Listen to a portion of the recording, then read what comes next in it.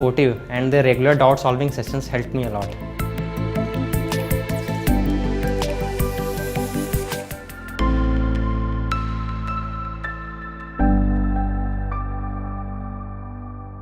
Unacademy. Let's crack it.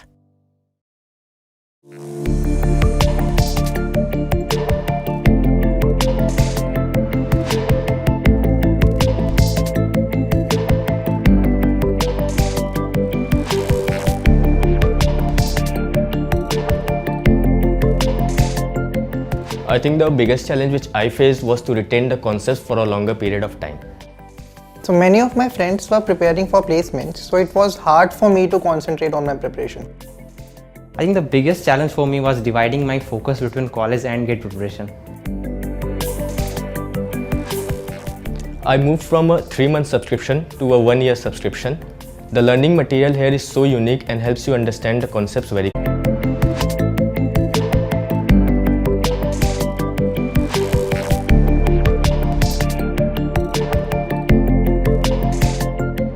I think the biggest challenge which I faced was to retain the concepts for a longer period of time.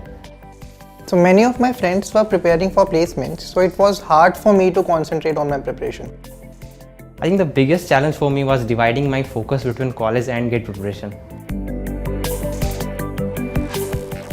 I moved from a 3-month subscription to a 1-year subscription. The learning material here is so unique and helps you understand the concepts very quickly. The best part was learning from top educators anywhere and anytime. I had joined an academy when I won the combat scholarship. The All India mock test played a major role in boosting my GATE marks. Have a goal early on and prioritize your subjects. Preparing consistently throughout your journey and don't forget to revise and practice regularly. Hello मेरे परम प्रिय विद्यार्थियों, welcome to Gate Academy and welcome to Unacademy. आप सभी का स्वागत है। मैं गुरुपाल काफ़ी दिनों के बाद आज यहाँ पे आप लोगों से बात करने के लिए आया हूँ। इम्पॉर्टेंटली मैं बता दूँ आप लोगों को कि मैथ्स और एफटी की हम लोग बात करने वाले हैं, कंप्लीट एनालिसिस मैथ्स और एफटी का, क्योंकि अभी सारे ही पेपर इन द सेंस क्या सर, सबसे पहले वो था CS मैकेनिकल, ठीक है, उसके बाद आपके पास इलेक्ट्रॉनिक्स और इलेक्ट्रिकल। तो ये चारों पेपर का जो एनालिसिस है वो मैथ्स और एफटी का हम लोग यहाँ पर डिस्कस करने वाले हैं। एनालिसिस करने के बाद हम यहाँ पर बैठे हैं और आप लोगों से बात करने वाले हैं। तो मेरे साथ यहाँ पर हमारे एफटी ट्रिनिटी से दोनों मेंबर सिद्धार्थ सर और अंशु सर दोनों यहाँ पर अवेलेबल हैं। आप लोगों को दिख रहे होंगे, दिखा दो भाई बोलना पड़ रहा है, दिखा दो करके। तो यहाँ पर आप दोनों का स्वागत है, क्योंकि काफ़ी दिनों के बाद हम लोग साथ में थे तो हमने कहा कि चलिए एक बार बात करते हैं, डिस्कस करते हैं। और पेपर एनालिसिस हम लोगों ने दिया और सिविल केमिकल और आईएन के लिए अभी फ़िलहाल क्या होने वाला है उसके बारे में भी हम बात करते हैं। आज थर्सडे है और आज है 9 फरवरी। तो कैसा रहा पेपर एप्टीट्यूड का? Good evening sir, hello everyone. Sir paper के बारे में डिस्कशन हम थोड़े से बाद में करेंगे। पहले सर की तबीयत के बारे में पूछते हैं। सर बहुत दिन बाद ऑफिस आए, सर आपकी तबीयत कैसी है? आप बच्चे जानना चाहते थे, काफ़ी मेरे पास मैसेजेस भी आए सर, है ना, सर को क्या हो गया है, सर क्यों नहीं आ रहे हैं, बता दीजिएगा सर एक बार बच्चों का। तो मैं एक्चुअली बता दूं कि भाई 25 जनवरी से जो मैं बेड पे पढ़ा था तो 31 जनवरी तक तो बिल्कुल हालत ख़राब थी। 31 जनवरी तक बहुत हालत ख़राब थी और मुझे ऐसा लग रहा था कि शायद एनालिसिस मैथ्स में ना कर पाऊँ और सॉल्व नहीं कर पाऊँ। मेरे को एक्चुअली चिकन पॉक्स हो गया था, तो बहुत परेशान हुआ। हालांकि स्टार्टिंग में तो बहुत टेंशन हो गया था कि ये कैसे हो रहा है, पूरी बॉडी में दाने दाने और वो सब। तो खैर वो सब ठीक हो गया, उबर गया उस चीज़ से फाइनली और आज यहाँ पर। बट हाँ, मोटिवेशन मिला यार कि ये पेपर एनालिसिस करना था। तो थोड़ा सा एक होता है ना कि आपकी तबीयत खराब है बट आप क्वेश्चन देख रहे हो और 23 का पेपर, आप भाई चलो बात करते हैं, एनालिसिस करते। तो CS के पेपर से थोड़ा सा मोटिवेशन आया और उसके बाद ही मेरे को लगता है कि जब मैं यूट्यूब पे आना चालू हुआ तो मैं ठीक होना चालू हुआ, उससे तो पहले ही आ जाता, तो पहले ठीक हो जाता। लेकिन एक पॉइंट ऐड करना चाहूंगा, एक तो सर की तबीयत खराब थी, लेकिन सीएस का जब सब सर एक्सप्लेनेशन दे रहे थे, आप सॉल्यूशन बता रहे थे, उस समय आपके नेबर में भी कुछ ऐसा मतलब कंस्ट्रक्शन वर्क हो रहा था। हाँ, लगातार बच्चे जो है मैसेज कर रहे थे कि सर कुछ आवाजें आ रही है। लेकिन बहुत इंपॉर्टेंट बात यह है कि उस वीडियो का जो व्यूज है सर, मैक्सिमम व्यूज जो है हमारे चैनल के पास है, और वो मैक्सिमम जो अब हम कह सकते हैं कि सर को जाएगा क्रेडिट। सर का तबीयत भी ठीक नहीं था, लेकिन सर ने तुरंत प्लान किया, हम लोगों को रेडी किया। हम लोगों के पास लगातार मैसेजेस आते थे कि 1:30 तक हमें सॉल्यूशन देना ही देना है। तो काफ़ी अच्छा रहा। मतलब वो एक्चुअली हो ये रहा था कि बगल वाले भैया को मैंने बोला भी था कि भैया शनिवार रविवार कुछ करवाइएगा मत, पर वो मेरे को बोलते हैं, मैं बोला क्या है, अब उन्होंने पूछा क्या है, तो मैं बोला पेपर सॉल्व करना है, तो बोलते हैं रात को कर देना। अब उनको ये थोड़ी पता था कि भाई यहाँ पर ऐसा है कि सबसे पहले करना है, सबसे पहले सबसे सही और फास्ट वे में करना है। चलो ठीक है, वो तो पार्ट ऑफ लाइफ था, और किया, एफर्ट मारा, तो ठीक है, बढ़िया। लेकिन आपने किया, इस कारण से ही बाकी चैनल्स के लोगों को क्वेश्चन और सॉल्यूशन मिल पाया, तो भी आपको थैंक्स दे रहे थे। ये भी अच्छी बात है। और पेपर मुझे ये आप लोगों से जानना था कि एप्टीट्यूड में जो अपन एनालिसिस किए, हालांकि मैं भी एप्टीट्यूड में जो नंबर सिस्टम वाला क्वेश्चन था वो देखा, सीरीज वाला क्वेश्चन, सीरीज और ज्योमेट्री में यार इस बार था, मतलब मेरे को लगता है कि प्यारे प्यारे सवाल थे। एप्टीट्यूड कोई टफ नहीं किया इस बार सर। एप्टीट्यूड में ना, जैसे यूनिट डिजिट वाला आपका फेवरेट वाला क्वेश्चन था, मैं आपको तुरंत मैसेज भी किया कि सर उसका आपका आंसर क्या आ रहा है। और वो सीरीज जो था फिबोनाची सीरीज है ना, वो भी बढ़िया थी। सर यहाँ पे मैं एक पॉइंट पूछना चाहूंगा आपसे, है ना, नंबर सिस्टम में आपका प्रेडिक्शन क्या है, नेक्स्ट क्वेश्चन क्या हो सकता है? तो मेरे को ऐसा लग रहा है कि जो सिविल, आईएन और केमिकल वाले बच्चे हैं भाई, तुम लोग यूनिट डिजिट वैल्यू तो छोड़ना नहीं किसी भी कीमत पे। मुझे जो पर्सनली फील आ रहा है वो ये आ रहा है कि अलजेब्रा से क्वेश्चन देगा जी, और मुझे इंटरनली ऐसा इंट्यूशन जैसा नहीं होता है कि एक बार यार यूनिट डिजिट वैल्यू दिया तो उसका जो भाई बंधु है number of zeros at the end, तो number of zeros at the end इस बार देने का चांस बन रहा है। सिविल के दोनों पेपर में से एक पेपर में तो दिखेगा ही दिखेगा, ये पक्की बात है सर। मुझे ऐसा लग रहा है अगर क्वेश्चन पेपर में अच्छे से प्ले कर दिया और डिविजिबिलिटी रूल है ना, वो भी एक साथ दो डिविजिबिलिटी रूल पूछ ले, ठीक है, बीच में अगर कोई एक लेटर दे दे ए और बी, और कह दे कि ए और बी क्या होगा, और 3 और 11 दोनों से डिविजिबल है, खेल सकता है। देखो एक और भी क्वेश्चन आया था ऐसी, याद होगा, जिसमें P + Q की वैल्यू पूछा था, उसका आंसर था 2016 के आसपास का। Yes sir, yes sir. तो मुझे ऐसा लगता है कि वैसे क्वेश्चन नंबर सिस्टम में बच्चों को, क्योंकि देखो एप्टीट्यूड मुझे ऐसा लग रहा है कि टफ तो नहीं आ रहा जी, और अगर एप्टीट्यूड टफ नहीं आ रहा तो फिर इन वैरायटी क्वेश्चन को वो टच करेगा, ऐसा मुझे पर्सनली फील हो रहा है। कि आप लोग को ना जितना हम लोगों ने मैराथन में कराया है, जितना अपनी टीम ने एप्टीट्यूड के मैराथन में कराया, उसके बाद फिर एप्टीट्यूड में हमने नंबर सिस्टम की अलग से माई 23 क्वेश्चन कराया। Yes sir. इन्होंने मेंसुरेशन ज्योमेट्री कराया, इन्होंने रीजनिंग कराया। भाई उतना भी अगर अभी 2-3 दिन कर लो बहुत है। कल क्लास हुई सिद्धार्थ सर की फिगर काउंटिंग वाली, वो बहुत इंपॉर्टेंट है सर। वो बहुत इंपॉर्टेंट है भाई, फिगर काउंटिंग तो आएगा ही मतलब एक बार क्या है, 2x स्पीड में भी देख लेंगे ना तो सही रहेगा। अगर ट्रिक अगर आपको आता है ना तो आपका टाइम वहां सेव हो जाएगा। एग्जैक्टली। और आप लोग का जो भी सवाल रहेगा यार वो भी पूछना, हम लोग अपनी बात तो करेंगे, बट मैं इंजीनियरिंग मैथमेटिक्स में बता दूं सबसे पहले, मेरा जो अपना पर्सनल, मुझे जो ऐसा पर्सनल फील हो रहा है, अगर मैं बात कर रहा हूं यहाँ पर टॉपिक्स की, तो आप लोगों को भी मैं बता दूं कि मैथमेटिक्स को इस बार ना इनडायरेक्ट वे में लेकर जा रहा है। Yes sir. आईआईटी कानपुर ने टारगेट रखा हुआ है, जैसे फॉर एग्जांपल ये चाय है जी, तो आईआईटी कानपुर बोल रहा है कि भूरे कलर का गर्म पेय पदार्थ, मतलब वो चाय नहीं बोल रहा। एकदम सही बात है सर। मैथ्स में तो यही कर रहा है। अब उसको अगर पूछना है ग्रेडियंट, नहीं पूछूंगा, ग्रेडियंट नहीं पूछूंगा, मैं पूछूंगा भाई maximum rate of change of this scalar quantity along this vector. अरे भाई तू सीधे सीधे डायरेक्शनल डेरिवेटिव नहीं बोलूंगा भाई, नहीं बोलेगा। तो आपको ना ये चीज समझनी पड़ेगी कि अब जैसे मैं इनको बोलूं चलो यार रेलवे स्टेशन चल, नहीं, लौह पथगामिनी जहां रुकती है उस जगह पर हम बात करेंगे, तो ऐसी बातें कर रहा है। तो आपको समझना पड़ेगा किसका मतलब क्या है। मैं यही बोल रहा हूँ, एनालिसिस मैथमेटिक्स में तो यही है। पहले चाहते हैं, चलो पहले आप लोग मेरे से सवाल करो मैथमेटिक्स के बारे में, फिर मैं इनसे एप्टीट्यूड के बारे में सवाल करूंगा, क्योंकि यहाँ पर हमारे धांडे सर तो है नहीं, क्योंकि सर सवाल करने में तो सर एक्सपर्ट है कि भाई अगर कुछ क्वेश्चन है तो यही यहाँ बैठ रहे हैं, हाँ चलो भाई तुम बताओ। तो हम लोग एक दूसरे से ही सवाल पूछ लेते हैं। जी सर। पांडे जी क्या सवाल है आपका मैथमेटिक्स को लेकर के, क्या लगता है? मैं सवाल का आंसर देने के लिए तैयार हूँ। आज मैं बहुत ही खुश था जब मैं अपने घर से बाहर निकला, मुझे इंटरनली फील हुआ, आपको बिलीव नहीं होगा स्टूडेंट्स। देखिए हमारे student Shreyas, good evening. Shreyas को बहुत टेंशन है सर, एग्जाम है ना उसका। नहीं श्रेयस तू टेंशन मत ले भाई, चिल कर। कल बात हुई उससे मेरी। अच्छा ओके, बहुत बढ़िया। तो ज़्यादा ऐसा परेशान नहीं होना है। मैं आपको बताऊं कि 9 दिन के बाद मैं घर से बाहर निकला था, बोलते हैं मंदिर जाने के लिए, तो मैं मंदिर जाने एक बार बाहर निकला। दूसरी बार मैं बाहर निकला था, सोचा कि चलो थोड़ी हवा खा लेता हूँ, तो फिर मैं बाहर निकला तो मेरे को लगी ठंड है, तो फिर मैं वापस आ गया। और इस 15 दिनों में ये तीसरी बार मैं बाहर निकला हूँ जब मैं भिलाई आया हूँ। और मतलब एक बार आप गुलाब का फुल स्टेटस भी लगाए थे। अब वो मैं छत में ही था, मतलब जैसे मेरी घर की छत है तो दरवाजा खोला, और उस दिन रोज डे था।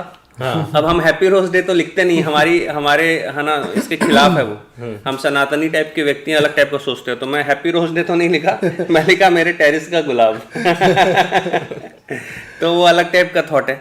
ठीक है, तो ठीक है, चलिए अब बहुत अच्छा फील हो रहा है। आप पूछिए सर से एक सवाल, फिर मैं पूछूंगा। एक एक करके मैं तो पूछूंगा। सिंपली ये पूछना चाहूंगा कि जैसे अगर मैं एक बच्चा हूं जो अभी सिविल या आईएन केमिकल का पेपर देने जा रहा हूं, हाँ। तो एक ऐसा पार्ट या कुछ ऐसे टॉपिक जो मेरे को ओवरऑल 60% मेरे को मार्क्स दिला दे मैथ्स में, और मैं उसको रिवीजन करके चले जाऊं। तो अभी जो एग्जाम हुआ उसके हिसाब से बस 60%, मैं 100 नहीं मांग रहा, मैं सिर्फ 60% मतलब 13 में से मेरे को 9 नंबर मिल जाए। हाँ, तो मैं किन किन टॉपिक को रिवाइज कर लूं कि वो एकदम मेरे दिमाग में चलते रहें, घूमते रहें, क्योंकि बहुत सारी कुछ चीजें हो जाएंगी और बहुत सारे फॉर्मूला, टेक्निकल भी अच्छा खासा है। तो अगर मैं 60% टारगेट कर रहा हूं कि उससे कम तो बिल्कुल भी ना हो। तो मैथ्स में मैं बता देना चाहता हूँ, सबसे पहले तो भाई इस चीज़ को, अगर आप लोग भी देख रहे हो, अगर आपकी ब्रांच इन 3 में से कुछ है जिनका सैटरडे संडे को पेपर है, आपको किसी भी कीमत पे वेक्टर को नहीं छोड़ना है। पहला तो ये, वेक्टर को वो लीनियर अलजेब्रा के वेक्टर के साथ में मिक्स कर सकता है। तो लीनियर अलजेब्रा में आपको मल्टीप्लिकेशन हो गया, प्रॉपर्टीज़ हो गया। अब प्रॉपर्टीज़ में देखो सिद्धार्थ सर, प्रॉपर्टीज़ में ना यस सर, डिटर्मिनेंट की प्रॉपर्टी हो जाए, चाहे रैंक की प्रॉपर्टी हो जाए, चाहे टाइप्स ऑफ स्क्वायर मैट्रिक्स हो जाए, ये प्रॉपर्टीज बेस्ड को नहीं छोड़ना है जी। अब मैं प्रोबेबिलिटी में आता हूं, तो टाइप्स ऑफ इवेंट है, उसमें इंडिपेंडेंट और कंडीशनल दोनों को मिक्स कॉम्बिनेशन में खेल चुका वो अभी 4 पेपर में। अब मुझे लग रहा है कि चूंकि मैं ऐसा पर्सनली फील कर रहा हूं, पता नहीं मैं ऐसा क्यों फील कर रहा हूं, कि मैथ्स जो है ना वो इलेक्ट्रॉनिक्स इलेक्ट्रिकल में जिसने पेपर बनाया है, तो मैथ्स एक ही व्यक्ति ने बनाया है, पता नहीं मुझे ऐसा क्यों लग रहा है। क्योंकि जो भावनाएं थी सवालों की, जो सवाल को फ्रेम करने का एक अपना लहजा था जी, बोलते हैं ना, एक लहजा होता है अपने अपने टीचर का। जैसे मैं अगर कुछ क्वेश्चन लिखूंगा तो मेरा तरीका अलग होगा लिखने का, बिल्कुल सही बात है। वैसा बिल्कुल मेरे को सेम लगा। तो मुझे ये लग रहा है कि आपको वेक्टर, प्रॉपर्टी बेस्ड चीजें जिसमें लीनियर अलजेब्रा की प्रॉपर्टीज हो गई, टाइप्स ऑफ इवेंट वाली चीजें जैसे कि म्यूचुअल एक्सक्लूसिव हो गया, एग्जॉस्टिव इवेंट हो गया, इक्वली लाइकली इवेंट हो गया, यहां सबसे क्वेश्चन आना ही आना है। इसके अलावा अगर आप कैलकुलस में आप देख रहे हैं तो आपको वेक्टर के साथ में इंटीग्रल मिक्स करके देगा, ठीक है। कॉम्प्लेक्स सिविल में नहीं आता है, बट मैं बता दूं केमिकल में कॉम्प्लेक्स का क्वेश्चन आना ही आना है, तय है। इसके अलावा अगर सिविल में मैं बात करूं तो first order first degree differential equation और डिफरेंशियल इक्वेशन से न्यूमेरिकल आंसर टाइप, ये सब चीज़ों को तो करके जाना है। तो आप 60% मार्क्स जो है वो यहाँ से उठा सकते हो। एक टॉपिक और बच जाता है जो अभी नहीं आया है मैकेनिकल, इलेक्ट्रिकल, इलेक्ट्रॉनिक्स, सीएस में, वो है लिमिट। तो मुझे पता नहीं, ऐसा फील हो रहा है कि सिविल वालों को लिमिट पटक के दे देगा। एक क्वेश्चन देगा, एक आध 2 नंबर का भी दे सकता है, हालांकि चांस 1 नंबर का है कि बेटा एक लिमिट का क्वेश्चन बना के दिखाओ, एक वो जिसको एल हॉस्पिटल मेथड या लॉपिटल मेथड बोलते हैं, वहां से सवाल दे देगा, वो फिर 1 नंबर वहां से हो गए। तो ऐसे करके आप लीनियर अलजेब्रा की प्रॉपर्टी से 1 नंबर, 2 नंबर, आपके पास प्रोबेबिलिटीज के इसको टाइप्स लिख ऑफ लेना इवेंट बच्चों, अच्छे से हाँ, लिख लेना, इससे- क्योंकि बार बार आपको इसको रिवाइज करते रहना है। ठीक है। टाइप्स ऑफ इवेंट से आ सकता है आपके पास 2 नंबर, ये हो गया आपके पास। वेक्टर वाले पार्ट से आपके पास 2 नंबर हो गया, तो ये आपके पास हो गया टोटल 5 नंबर। कैलकुलस में इंटीग्रल को मिक्स कर सकता है, मैंने जैसे कि बताया, तो वहां से 1 नंबर हो गया। 6 नंबर ये हो गया आपके पास। मैक्सिमा मिनिमा में सिंगल वेरिएबल वाला पार्ट हो गया।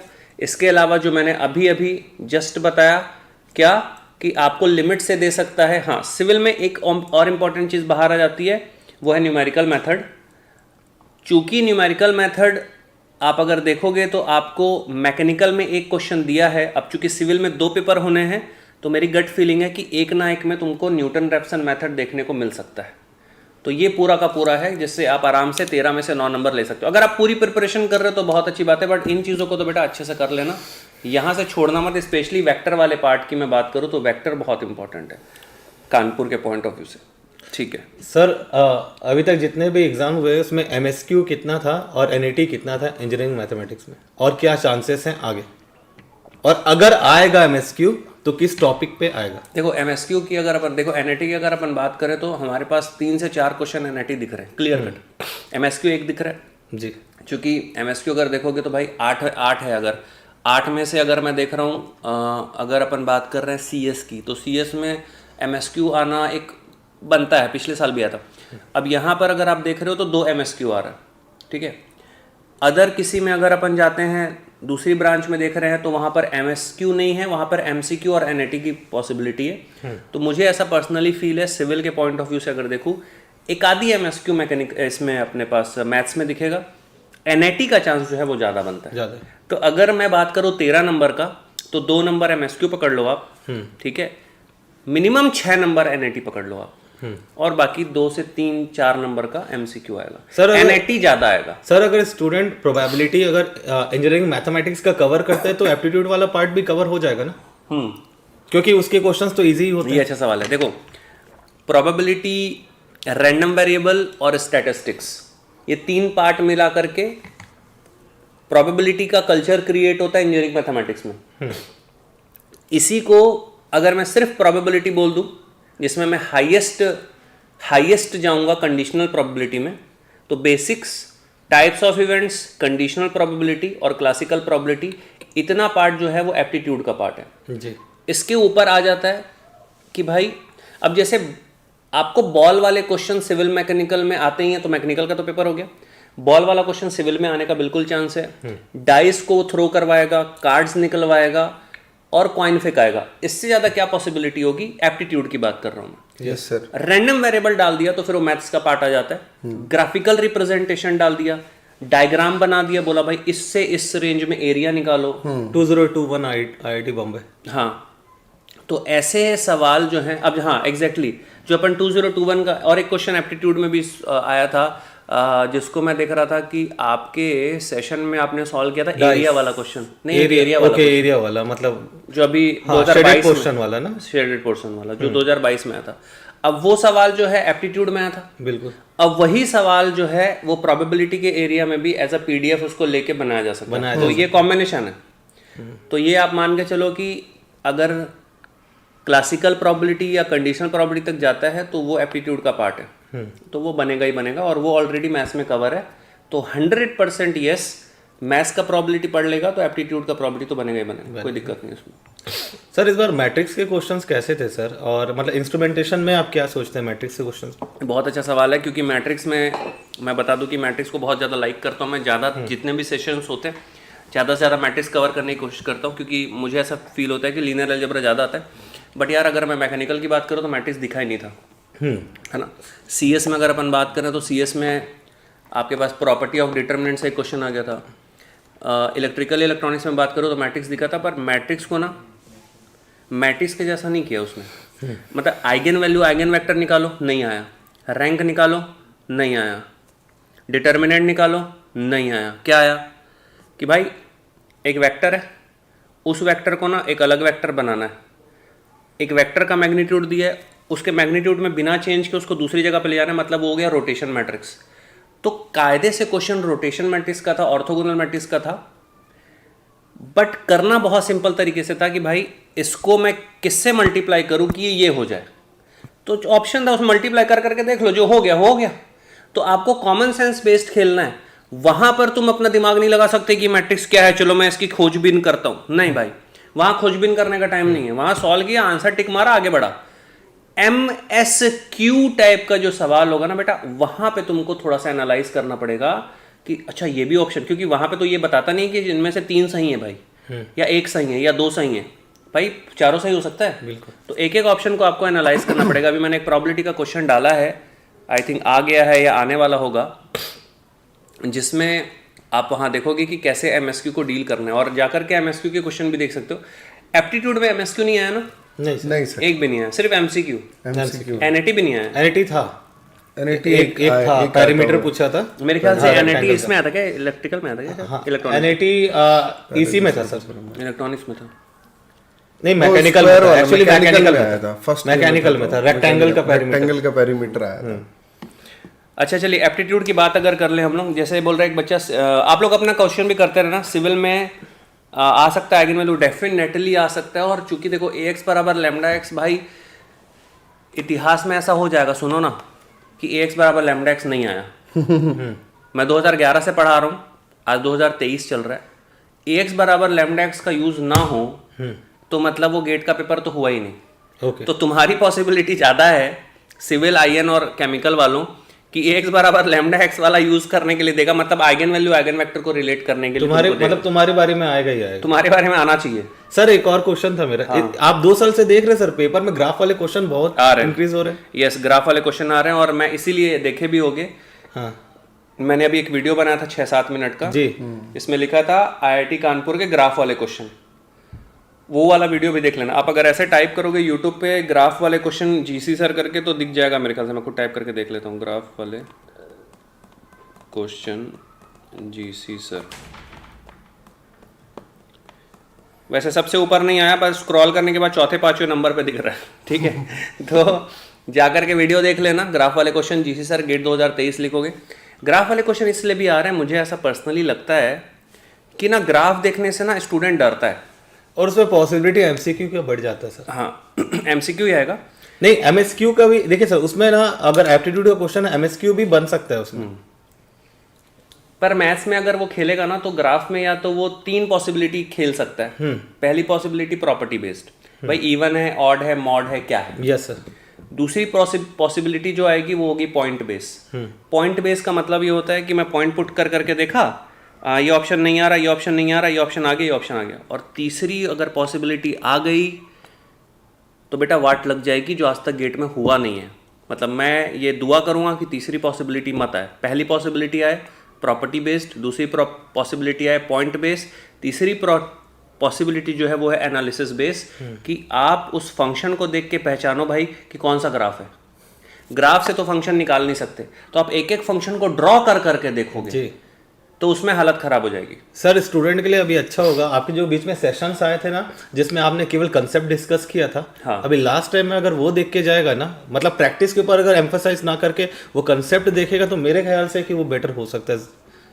हाँ मुझे भी ऐसा लगता है। और दूसरा यार, कल हम लोग लेते हैं कुछ सेशन वगैरह। हाँ सर, एक ऐसा मैराथन प्लान करते हैं सिद्धार्थ सर, जिसमें क्या है कि अभी तक जितने क्वेश्चंस आए उसको कवर करते हैं और उसी पैटर्न में सर मैक्सिमम प्रैक्टिस करवाते हैं, है ना। और क्वेश्चन लेते हैं। और जैसे स्टूडेंट के सर कुछ क्वेश्चन है आयन में कैसा एप्टीट्यूड आता है, तो आयन का जो हिस्ट्री रहा है सर, कुछ क्वेश्चंस जो है उसमें मतलब वो पैटर्न रिपीट होता है, तो वो क्वेश्चंस भी डील कर लेते हैं। मेरे को ऐसा लगता है कि हम एक प्लान करके मैराथन प्लान करते हैं, मैराथन जिसमें पूरा मैथ्स और एप्टी निपटाते हैं, सिविल, आईएन और केमिकल के लिए, ताकि जो बच्चा उस सेशन को अटेंड करे, सर, वो सैटरडे संडे वाले पेपर में मतलब उसको कॉन्फिडेंस आ जाए कि भाई मेरा 28 नंबर में 25 तक तो मैं खेल लूंगा। सर 8 आवर्स का कर लें क्या, कर पाएंगे अपन 8 आवर्स 12 to 8 हाँ, तीनों मिलके एक बढ़िया सा सेशन लेते हैं स्टूडेंट। 7-8 घंटे तो कर ही लेंगे, है ना, क्योंकि ज्यादा आपको एंगेज भी नहीं करेंगे। हाँ, और ये टू द पॉइंट बात रखेंगे, टू द पॉइंट बात रखेंगे। 2-2, 3-3 घंटा भी अगर अपन लेंगे, 7 घंटे का कर लेते हैं। जी सर। प्रॉबिलिटी बेस्ड सेशन रखिएगा, ठीक है टंकेश्वर। मेरा जो पार्ट होगा उसमें मैक्सिमम प्रॉबिलिटी रहेगा, तो तुम लोग प्रॉबिलिटी कवर मत करना। नहीं बिल्कुल, तो मैं मैक्सिमम प्रॉबिलिटी कवर करता हूँ, ठीक है सर। आपके क्वेश्चंस का वेट कर रहे हैं एप्टीट्यूड के लिए हम लोगों से। मैं सॉल्व करना चालू करता हूँ। मतलब अपन रखते हैं कि स्टूडेंट को थोड़ा सा मोटिवेशन मिले। ये 2 दिन बहुत इंपॉर्टेंट होगा। फ्राइडे तो कल है, तो फ्राइडे और सैटरडे किनका एग्जाम है एक बार बता देना सर। हम लोग का एग्जाम है सैटरडे। संडे में मुझे पता है कि सिविल का पेपर है, तो संडे सिविल के लिए तो ज़्यादा, क्योंकि देखो यार नंबर ऑफ स्टूडेंट सिविल में सबसे ज़्यादा है, क्योंकि 2 पारी में पेपर होना है, पेपर 1 पेपर 2। तो हमारा focus civil point of view से रहेगा, बट ऐसा नहीं कि आईएन और केमिकल को भूल जाएंगे। आप लोग का भी रहेगा, तो पेपर सब लोग को अटेंड करना है। 2021 में तो आईएन सिविल का पेपर वैसे भी कॉमन था सर। हाँ। 2020 में। हाँ, अभी देखो सिविल का तो संडे है, बाकी लोग का कौन से डे पे है। चलिए एप्टीट्यूड की बात कर लेते हैं। मैथ्स तो हो गया। मुझे लगता है कि अगर न्यूमेरिकल मेथड भी लेना है, यस मेरा कमिटमेंट था न्यूमेरिकल मेथड का। कृष्णा शर्मा तो बिल्कुल न्यूमेरिकल मेथड भी अपन लेंगे। तो न्यूमेरिकल मेथड जब चलेगा ना, सुनो, न्यूमेरिकल मेथड जब चलेगा तो इनका उस टाइम पे अगर मैराथन चल रहा है और मेरा न्यूमेरिकल मेथड चल रहा है तो उसमें कोई दिक्कत नहीं होगी। 1 घंटे का न्यूमेरिकल मेथड या 1.25 घंटे का न्यूमेरिकल मेथड सेशन ले लूँगा मैं, और फिर इनके मैराथन में इंगेज कर लूँगा मैं, जिसमें मैं प्रॉबिलिटी और पॉसिबिलिटी की बात करूँगा। प्रॉबिलिटी और पॉसिबिलिटी मतलब क्या आ सकता है, और प्रॉबिलिटी तो पढ़ाऊँगा ही। एप्टीट्यूड में कैसा था, जो पेपर हुआ क्या टफ था। जैसे इलेक्ट्रिकल में अगर मैं बात करूँ तो इलेक्ट्रिकल में लोग बोल रहे हैं सर कि हमारे लिए एप्टीट्यूड ऑक्सीजन का काम किया है। बिल्कुल सर। तो क्या सच में ऐसा हुआ? क्योंकि मैं ज़्यादा ध्यान एप्टीट्यूड में दिया नहीं, मैं अपना मैथ सॉल्व किया और अभी पीडीएफ भी बच्चों को देना था तो उस पर भी अभी लगा हुआ है। तो एप्टीट्यूड में क्या लग सकता है, क्या पॉसिबिलिटी लगती है? पहले रीजनिंग से चालू करते हैं। क्या ऐसा लगता है कि भाई सिविल वाले तो ये टॉपिक करके जाओ भाई, और कल क्या क्या पॉसिबिलिटी और हो सकती है जिससे आईएन और सिविल और केमिकल को फ़ायदा होगा? सर अभी रिसेंट जो अपने एग्जाम हुए तो इन चारों पेपर को देखकर कैसा लग रहा है कि एक क्वेश्चन एनालॉजी से आएगा। अच्छा। अब जो क्वेश्चन सीए से पूछा गया था वो उसके सारे आंसर कहीं ना कहीं ऐसे हो रहे थे कि सब सही हो सकते हैं, तो वहां पर लॉजिक बैठा पाना थोड़ा सा डिफिकल्ट हो रहा था। अच्छा। लेकिन यहाँ जो EC में जो पूछा गया था वो एकदम ही ईजी था, मतलब एकदम सीधे सीधे आप आंसर दे सकते हो। अच्छा, EC is equal to easy ऐसा? हाँ, तो सर एनालॉजी एक ऐसा टॉपिक हो गया कि वहां पर आपसे बनता हुआ सवाल भी गलत हो सकता है और ऐसा भी सवाल सही हो जाएगा जिसके बारे में आपने आज तक देखा ही नहीं है, सोचा ही नहीं है, पढ़ा ही नहीं है। तो एनालॉजी कहीं ना कहीं सिर्फ आपकी लॉजिक और वर्ड मीनिंग पर बेस्ड है। तो अब आप वर्ड मीनिंग को 1-2 दिन में तो बहुत सुपर स्ट्रॉन्ग तो कर नहीं सकते। और दूसरी बात मैं बच्चों को बताना चाहूंगा कि वर्ड मीनिंग है, वोकैब नहीं है कि वो तगड़ी तगड़ी वोकैब पढ़ने लग जाए कि हम आज वोकैब की 12 घंटे की चीजें देख लेते हैं तो बहुत अच्छा हो जाएगा, तो ऐसा बिल्कुल नहीं। वो वोकैबुलरीज वैसी वोकैबुलरीज नहीं है जो कैट या इस प्रकार के एग्जामिनेशन से पूछी जाती है। वो एक नॉर्मल वर्ड मीनिंग है, हमारी जनरल पर्पस लाइफ से है, तो बहुत ज्यादा वो नहीं करना है। लेकिन हाँ, आपको ध्यान रखना है और आपको अपना सेंस जो है उसको जिंदा रखना है। आप सेंस को जिंदा रखिए, आप चीज़ों को महसूस कीजिए, बहुत ज़्यादा रूल्स एंड रेगुलेशंस की तरफ में मत जाइएगा, बस सेंस की तरफ में जाइए, ठीक है। दूसरी चीज़, जब मैं एनालॉजी पढ़ाता हूँ तो मैं सिखाता हूँ कि आपको बेस्ट चूज करना है। आपको बेशक 4 ऑप्शन दिए, 4 के 4 सही लग सकते हैं, लेकिन आपको कंपेयर करके बेस्ट की तरफ आगे जाना है, ठीक है। तो सही ऑप्शन कौन सा है उसे चूज करने की जगह गलत कौन सा है ऑप्शन को एलिमिनेट कीजिए, वो सबसे बेस्ट होगा। तो वर्बल एबिलिटी में fill in the blank and analogy, इन दोनों में ही ऑप्शन एलिमिनेशन की तरफ आगे बढ़े, सिलेक्शन की तरफ। मैं क्वेश्चन देख रहा था, कोई काइंडली वाला एक क्वेश्चन था। Yes sir. जी सर, वो काफी सारी संभावनाओं के साथ में यही फंसा बात हुआ तो है। ये बात जो है एकदम बिल्कुल इसके लिए। हाँ, क्योंकि सर वहाँ काइंड है, टाइप है और फिर काइंडली है। तो अगर जो क्वेश्चन पूछा गया उसमें देखा जाए तो बाकी की 2 चीजें जो एक और दो वर्ड पूछे गए थे, ऑफन एंड फ्रीक्वेंटली, ये दोनों एडवर्ब है, दोनों ही एडवर्ब है। और इस तरफ में देखा जाए तो काइंड के साथ में अगर आप ले रहे हो तो काइंड एक नाउन हो गया और काइंडली एक एडजेक्टिव हो गया। तो काइंड और काइंडली का पेयर वैसा नहीं बनना चाहिए, मुझको ऐसा लगता है। अगर इधर दोनों एडवर्ब का पेयर बन रहा है तो फिर इस तरफ दोनों नाउन का पेयर बन जाना चाहिए, तो काइंड के साथ टाइप बनना चाहिए। अब बाकी ये सर निर्भर करता है आईआईटी कानपुर पे, क्योंकि वो कोई सा भी आंसर दे सकते हैं और उनके कोई भी आंसर देने पर इवन हम चैलेंज भी कर सकते हैं। मतलब काइंडली बोलने वाला बंदा भी चैलेंज कर सकता है, टाइप बोलने वाला बंदा भी चैलेंज कर सकता है। जैसे ऐसा ही एक बार 2020 में हुआ था। जी सर। सप्रेस और रिप्रेस, यस सर। तो उसमें ये 2020 का आया था सवाल, उसमें इलेक्ट्रॉनिक्स का सवाल था ये, और कल्पित अग्रवाल 2 फरवरी को पेपर हुआ था उस दिन मैं अलग ही दुनिया में था। 5, 6, 7 दिन 8 दिन बाद जब मैं नॉर्मल हुआ जी, तो कल्पित अग्रवाल मेरे पास घर आया, मेरे रैंक 1 जिसका था, रायपुर में ही रहता था जी सर, अभी वो बेंगलोर में जॉब कर रहा है। तो मेरे घर आया, मेरे को बोला सर ये देखो ये क्या पूछा था। मैं बोला तू क्या टिक किया भाई? तो मैं तो नहीं किया भैया। अंग्रेजी है सर, कहाँ आएगा फालतू, पता नहीं, मेरे को टेंशन हो रहा था, मैं नहीं किया। मैं बोला तेरा रैंक प्रेडिक्टर में कितना आ रहा है? बोला रैंक प्रेडिक्टर में तो मेरा रैंक 2 दिखा रहा है। तो बोला रैंक 2 दिखा रहा है, पागल है क्या? थोड़ी आएगा रैंक, ऐसा नहीं आता रे बाबा। बोला नहीं सर, ऐसे टोटल 82 नंबर दिखा रहा है। फिर लड़के का रैंक 1 आया। तो मैं ये बताना चाहता हूँ कि कई बार रैंक 1 जो है वो भी 1, 2, 3 क्वेश्चन ऐसा छोड़ देता है, तो कई बार ऐसा हुआ भी है। अच्छा, इस वाले सवाल में मुझे ऐसा लगता है कि शायद चैलेंज किया जा सकता था ये काइंडली वाला। हाँ सर, अब देखिए क्या होता है ना सर, जो लॉजिक देने वाले पर्सन होते हैं वो एक अच्छे नॉलेज को भी हिला देते हैं समटाइम, क्योंकि एक ही शब्द के कई सारे मीनिंग निकल रहे होते हैं। करेक्ट। तो अगर वो वर्ड मीनिंग के हिसाब से अगर वो लॉजिक में खेल देंगे तो फिर कठिन हो जाएगा चैलेंज करना। लेकिन हाँ, हम ये भी कह सकते हैं ना कि सिर्फ आप ही का लॉजिक कैसे सही हो सकता है।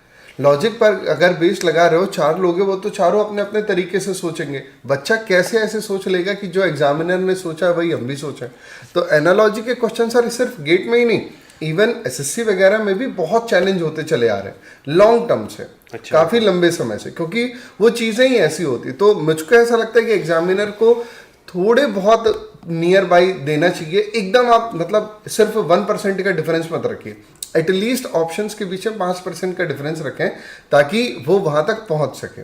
तो कहीं ना कहीं ऐसे क्वेश्चन आपको कंफ्यूज कर सकते हैं, लेकिन उस पर घबराइए मत, है ना, टेंशन मत लीजिए, क्योंकि सिर्फ एक ही 4 में से एक ही में टफ आए ना भाई, बाकी के 3 में तो ईजी आए, बाकी के 3 आप आसानी से कर सकते हो, है ना। लेकिन सर एक वो नियरली और अटरली वाला भी है, बिल्कुल, उसकी भी कहानी चल रही है। हम रोज डिस्कस करते हैं। हाँ, क्योंकि उससे भी चल रहा है कि नियरली है कि अटरली है, क्या हो सकता है वो तो कानपुर पर ही निर्भर करेगा कि किस चीज के तरफ आगे वो लेकर के चल रहा है ना। दूसरी बात है इन्फ्रेंस निकालना। काफी सारे बच्चों को ये नहीं पता होगा कि इन्फ्रेंस निकालना क्या है, क्योंकि जनरली वर्बल एबिलिटी के इस वाले सेक्शन में कम ध्यान देते हैं। लेकिन जो हमने सर ऐप में पढ़ाया, हमने ऑफलाइन में पढ़ाया, तो ऑफलाइन के और ऐप के सारे बच्चों को मैंने लॉजिकल रीजनिंग में इन्फ्रेंस निकालना, अजम्पशन निकालना, कोर्स ऑफ एक्शन निकालना, कंक्लूजन निकालना, असर्शन निकालना, ये सारी चीजें डिटेल के साथ समझाएंगे। और इवन काउंटिंग ऑफ फिगर के भी जो क्वेश्चन पूछे गए हैं, इससे मिलते जुलते सवाल हमने सॉल्व किए थे। हालांकि सर ये क्वेश्चन मेरा देखा हुआ था, मेरे को लगा यार इतना इजी क्वेश्चन है, क्या ही पढ़ाना, तो मैंने अपने टीचिंग वाले सिलेबस में उसको डाला नहीं था। तो अब मेरे को लग रहा है यार डाल देना चाहिए था तो बेहतर होता। तो इजी सोच करके मैंने नहीं डाला था। लेकिन कल के सेशन में मैं बहुत नेक्स्ट लेवल के साथ में आप लोग का काउंटिंग ऑफ फिगर कवर किया हूँ। तो गेट के साथ साथ में आप नेशनल लेवल पर होने वाले किसी भी कॉम्पिटिटिव एग्जाम में अगर आपको कहीं लिख रहा है, दिख रहा है काउंटिंग ऑफ फिगर पूछता है, आप सेशन देख लो एक बार, आप किसी भी एग्जाम के लिए रेडी रहोगे। और एक बच्चा पूछ रहा है कि सर क्लॉक एंड कलेक्टर नहीं कर पाया हूँ। भाई देखो, अगर अपन देखें ना तो आईआईटी वालों को ना मिनट हैंड और आवर हैंड से ज़्यादा सेकंड हैंड बहुत पसंद आ रहा है, ठीक। लेकिन जो कॉन्सेप्ट मिनट हैंड और आवर हैंड के लिए होते हैं, वैसे ही कॉन्सेप्ट मिनट हैंड और सेकंड हैंड के लिए भी चलते हैं, उनमें फर्क नहीं होता है। जैसे कि अगर मैंने, आप लोगों ने देखा था कि कोइंसाइड के लिए मैंने पढ़ाया था, तो 12 से 1 के बीच में हैंड्स कोइंसाइड नहीं करते, यानी कि मिनट हैंड और आवर हैंड कोइंसाइड नहीं करता। In the same way minute hand and second hand भी 12 से 1 के बीच में कोइंसाइड नहीं करेंगे, क्योंकि वो ऑलरेडी 12 पर कोइंसाइडेड होते हैं। तो जो क्वेश्चन आया था 9:15 से लेकर के 9:45 तक, काफी लोगों ने कहा कि सर 29 आंसर होना चाहिए। भाई लेकिन क्यों 29 होना चाहिए? आप क्लॉक उठाओ, चला करके देख लो, 30 टाइम ही आपका क्रॉस करेगा, 39 टाइम्स नहीं करेगा। 29 टाइम्स कब करता? जब क्लॉक 9 से स्टार्ट हो रही होती, एग्जैक्टली 9 to 9:30। तो 9 to 9:30 तो मतलब आंसर 30 होगा आपका। बिल्कुल सर, 30 होना सर। चाहिए। अगर 30 किसी को मिल गया तो 29 तो आंसर हो ही नहीं सकता ना, वो तो पर्सन ने मैक्सिमम ही दिखा दिया ना, मिनिमम कैसे? अब 29 तक हो ही नहीं सकता, 31 का चांस। लेकिन सर क्या है, कॉन्सेप्ट्स के अकॉर्डिंगली जब अगर क्लॉक हमारी 9 o'clock से स्टार्ट हो रही होती, देन 30 तक लेकर के गए तो फिर वहां पर वो 29 टाइम्स होगा। लेकिन हमारे यस सर, अभी तो 9:15 से क्लॉक शुरू हो रही है, तो मिनट हैंड और सेकंड हैंड की पोजीशन अलग अलग जगह। बट एग्जैक्टली अगर 9 से क्लॉक शुरू होती है तो मिनट हैंड और सेकंड हैंड दोनों सेम पोजीशन पर खड़े होते हैं। So that is the why वहां पर फर्स्ट मिनट में कोइंसाइड नहीं होता और ओवरऑल 29 आता, लेकिन टाइमिंग अलग दी गई है। तो आपको टाइमिंग पर खास फोकस करना होगा कि कहां से होएगा। सर एक क्वेश्चन देखे थे रिफ्लेक्शन वाला, उसके बारे में थोड़ा सा बताइए ना, कि उसमें क्या क्या और इम्प्रोवाइजेशन हो सकता है? वो फिगर को रोटेट करने वाला अमीबा टाइप का जो फिगर तो उसमें बस यही, आप अपना सेंस अच्छे से रखिए। मिरर एंड वाटर इमेजेस मैंने आपका कवर किया है, और मेरे को थोड़ा सा इंटरनल फील हो रहा है कि ना सर क्लॉक की मिरर एंड वाटर के साथ सवाल इनको डालना चाहिए। हाँ, क्योंकि क्लॉक अगर उधर पूछा है, हो सकता है कि ना भी पूछा। अब जैसे अभी सर नहीं आने वालों में अभी तक ब्लड नहीं दिया है, डायरेक्शन नहीं दिया है, सिलॉग नहीं दिया है, सिलॉग तो आएगा, बहुत सारी चीजें हैं, तो अभी देना तो चाहिए इनको। और सिलॉग आएगा तो बन जाएगा। खैर उससे अपने वाले बच्चों की तो कोई टेंशन नहीं है अपन से, अपने वाले बच्चे जो पढ़े हुए हैं वो जरूर बना लेंगे, उसमें कोई टेंशन नहीं है। और एक बच्चा कह रहा था कि सर क्लॉक कैलेंडर 2x की स्पीड में बेटे एक बार सुन लो, ठीक है, 2x स्पीड में एक बार खाना वाना खाते हुए, मतलब जब आप मेन अपनी स्टडी नहीं कर रहे हो, कुछ और काम कर रहे हो, ठीक है, तो कुछ और काम करते हुए उनको एक बार देख लो। जितना ही मैं बताया हूं वो सब कुछ तुमको समझ में आ जाएगा, ठीक। बस एक बार देख लोगे तो आपका जो सेंस है, इंजीनियर इंसान हो यार, आपका सेंस डेवलप हो जाएगा, जो भी क्वेश्चन पूछेगा वो बन जाएगा, उसमें दिक्कत नहीं जाएगी। इन्फ्रेंस आसानी से निकालना, जो आपको सबसे पहले लग रहा हो उसे तुरंत आंसर मत लगाना, पहले उसमें भी ऑप्शंस को एलिमिनेट करने की कोशिश करना कि कौन से ऑप्शन एलिमिनेट हो सकते हैं, क्योंकि verbal ability completely option elimination पर डिपेंड करती है। तो कभी भी वर्बल एबिलिटी में ये मत ढूंढो कि सही आंसर कौन सा है, पहले ढूंढ लो गलत कौन सा है, कोशिश करो कि एटलीस्ट 2 ऑप्शन आपके एलिमिनेट हो जाए और बाकी के 2 में से आप जवाब दो। और अभी देखें सर, तो 2 सेंटेंस रीअरेंजमेंट यानी कि पैराजंबल, उससे भी क्वेश्चन पूछे गए। पैराजंबल अगर आपकी अंग्रेजी में हाथ कमजोर है कोई दिक्कत नहीं है, 4 ऑप्शन है, 4 में से 2-2 के पेयर बनाओ, बस सिंपली 4 में से 2-2 के पेयर बनाओ कि कौन सा किसके आगे या पीछे जा सकता है। ये अच्छी ट्रिक हाँ सर, और लिटरली सर इस ट्रिक से ना केवल मैंने एक पेयर बनाया और इससे 3 ऑप्शन एलिमिनेट हो गए, सिर्फ एक बचा, आंसर आ गया। कुछ नहीं करना पड़ा आपको, पूरे पढ़ने की भी फिर नीड नहीं बनेगी, लेकिन पढ़ लेना भाई, क्योंकि आप वहां पर एग्जाम दे रहे हो, 1-2 नंबर की बात है, कहानी है, पढ़ पूरा लेना, लेकिन उसको अटेंड करने का तरीका यही है, 2-2 के पेयर बना लो, कौन सा किसके आगे पीछे आएगा, ठीक है, और ऑप्शन को एलिमिनेट कर दो, कड़ाक से आपका आंसर आ जाएगा, डोंट वरी, कोई टेंशन नहीं है। चलिए अब बात करते हैं अंशु सर से। Yes sir. एप्टीट्यूड में क्या लगता है इस बार कैसा था आपका पार्ट जो आप डील करते हो, और सिविल, आईएन और केमिकल के लिए क्या सजेशन होगा एप्टीट्यूड में? और थर्ड इम्पॉर्टेंट क्वेश्चन, ये लास्ट के जो 2 दिन है इसमें अपन क्या करने वाले हैं उन लोगों के लिए? सर सबसे पहले सीएस का पेपर हुआ है ना, सबसे पहले तो ये समझ लो भैया, एप्टीट्यूड को ना फुल टॉस मत समझो।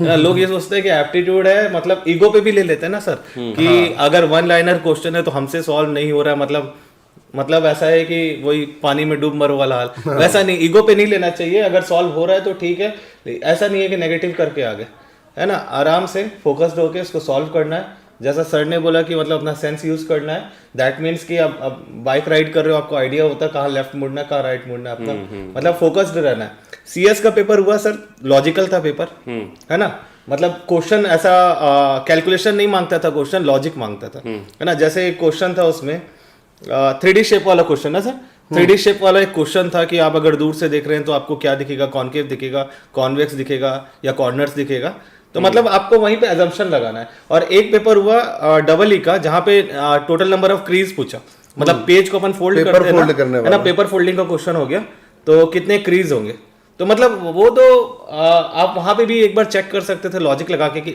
एक फोल्डिंग में 1 क्रीज है, 2 फोल्डिंग में 3 क्रीज है, 3 भी करके देख लिया, पावर n -1, हाँ है ना, मतलब एक लॉजिक क्रिएट हो गया ना, 1, 3 और 5 मिलते ही कि भैया अब जो है हम सॉल्व कर लेंगे। मतलब तो 8वें पे शायद था तो 31 आंसर होगा, है ना, 5वें पे था तो 31, 2n और फिर माइनस, याद आ गया। तो मतलब ये है कि सर अगर कुछ नहीं भी पढ़ा है ना तो कोई पहाड़ नहीं टूटने वाला है, बस वहां पे फोकस्ड रहना है ना, अपने ऊपर बिलीव रखना कि भैया हमसे तो बनेगा ही, है ना। मतलब पेपर लॉजिकल आ रहा है और कैलकुलेशन वाला पार्ट कम है।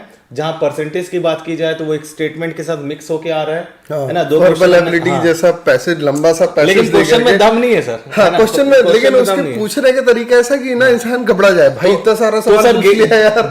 मैं तो यही कहता हूँ क्लास में सर, गेट का एग्जाम जो है ना स्टेटमेंट ही बताता है कि वो गेट का एग्जाम, नॉर्मल एग्जाम में पूछता है राम और श्याम नाम लेके, गेट के एग्जाम में जेकब और मार्टिन नाम लेके पूछता है ना। मतलब वो ऐसा क्रिएट ही करेगा ना, माहौल क्रिएट कर देगा कि भैया तुम प्रेशर में आ जाओ, है ना, लेकिन वैसा होना नहीं चाहिए। आपको एकदम सिलॉक्स में देखो सर, कहा माइक्रो ऑर्गेनिज्म, पैथोजेंस और पॉट होल्स, पता नहीं क्या क्या, मतलब बंदा ठीक से पढ़ भी ना पाए कि नाम अच्छा ही क्या क्या है, वहीं कंफ्यूज हो करके रह जाते हैं। जैसा सर ने बोला ना, एलिमिनेशन वाला एमसीक्यू अगर है ना, तो एलिमिनेशन वाले पार्ट पे भी ध्यान देना कि आप एक बार क्रॉस चेक कर लिया एलिमिनेट करके कि भैया हमारा करेक्ट आंसर क्या आने वाला है।